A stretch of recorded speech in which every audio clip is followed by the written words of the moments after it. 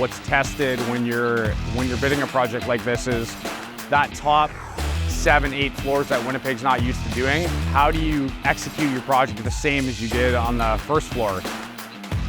The tough part about Earl's patio was when it was originally brought to us. With the new building that they added on, they couldn't add any more extra weight. So when we were approached by that project manager, he said, "Jordan, I believe you're the best deck building company in the city and you need to come up with a way to make this work." Earl's patio has a glazing wall that's rounded, so they decided to put their patio on a circular structure.